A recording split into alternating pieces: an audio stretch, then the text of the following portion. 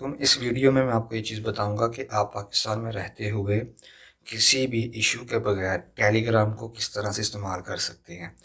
तो सबसे पहले आपने अपनी एप्लीकेशन को ओपन कर लेना है, प्ले स्टोर से जाके आपने इसको डाउनलोड कर लेना है और उसके साथ आपने एक सॉफ्टवेयर है जिसको आपने इंस्टॉल करना है, उसका नाम है बेटरनेट। ये वीपीएन का आपके लिए काम देगा। तो एप्लीकेशन को ओपन करने के बाद आपने यहाँ पे अपना नंबर लगाना है कंट्री कोड के साथ, जिसके ऊपर आपने ओटीपी लेना है। जैसे मैंने अभी यहाँ पे नंबर लगा दिया, तो अभी मैं यहाँ पे अगर क्लिक करता हूँ तो मेरे नंबर के ऊपर ओटीपी का कोड नहीं आएगा।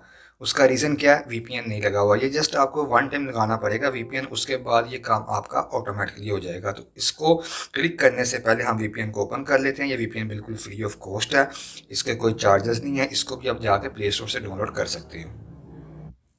वीपीएन को कनेक्ट करने के बाद आपने वापस आ जाना है अपनी एप्लीकेशन के ऊपर।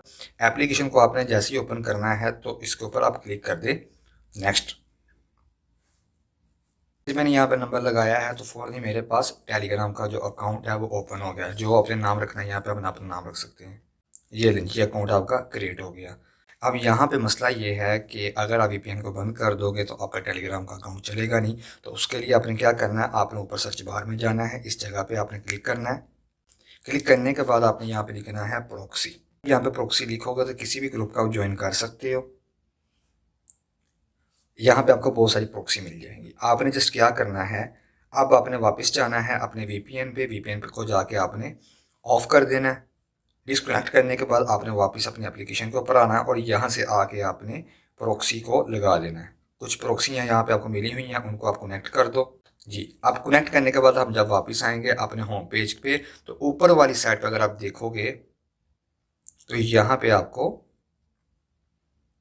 प्रॉक्सी का शो हो जाएगा। तो यहाँ पे आप देखें प्रॉक्सी आपकी चल रही हैं।